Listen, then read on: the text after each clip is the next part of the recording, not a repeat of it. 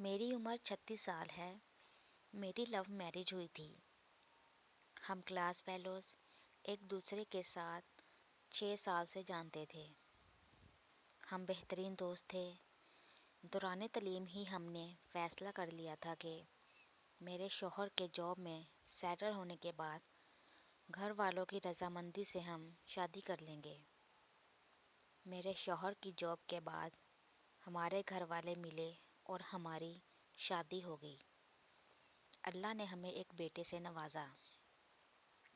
مجھے کالج کے زمانے سے ہی اندازہ تھا کہ میرے شوہر مزاج کے تیز ہیں۔ انہیں غصہ جلدی آتا ہے، لیکن ساتھ رہنے پر اندازہ ہوا کہ جب بھی انہیں غصہ آتا ہے ہمارا ہمیشہ جھگڑا ہوتا ہے۔ مجھے ہمیشہ یہ فیل ہوتا تھا کہ وہ مجھے کنٹرول کرنے کی کوشش کرتے ہیں۔ جب بھی جھگڑا زیادہ ہوتا میں اپنے بچے کو لے کر میکے چلی جاتی۔ میرے میکے والے مجھے سہارا دیتے، تسلیاں دیتے کہ اس نے تمہیں کیا لاوارث سمجھ رکھا ہے۔ میری بہنیں فون پہ میرے شوہر کو بے نقط سناتیں۔ بہرحال صلح صفائی ہو جاتی اور میں گھر آ جاتی۔ لیکن یہ بات ہم دونوں جانتے تھے کہ ہم دونوں ایک دوسرے سے پیار کرتے ہیں، اور میں اپنے شوہر کو کبھی بھی نہیں چھوڑنا چاہتی۔ لیکن ہر جھگڑے کے دوران انہیں یہ ضرور کہتی کہ اگر مجھے چھوڑنا ہے تو چھوڑ دیں۔ مجھے علم ہے کہ یہ سب میں صرف اپنی انا کو بلند رکھنے کے لیے کہتی تھی۔ ایک بار ہمارا جھگڑا اتنا بڑا کہ انہوں نے پہلی بار مجھ پہ ہاتھ اٹھایا اور گھر سے باہر نکال دیا۔ میں سیدھا اپنے میکے گئی۔ میرے گھر والے مجھے لے کر سیدھا پولیس اسٹیشن گئے۔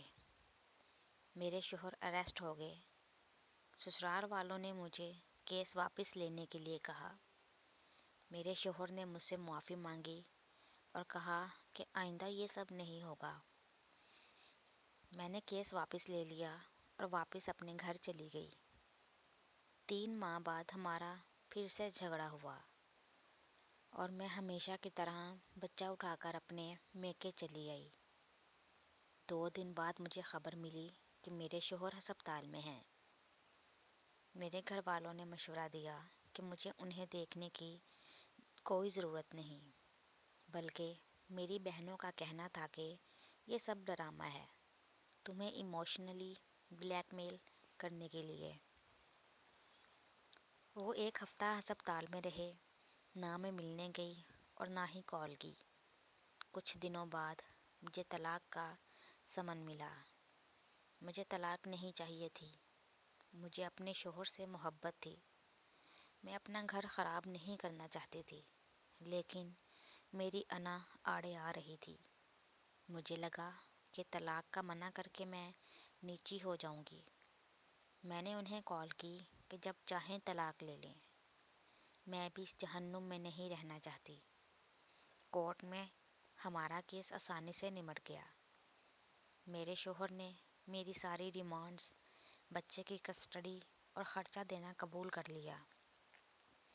ان کا کہنا تھا کہ وہ میری سب باتیں ماننے کے لیے تیار ہیں، انہیں صرف طلاق چاہیے۔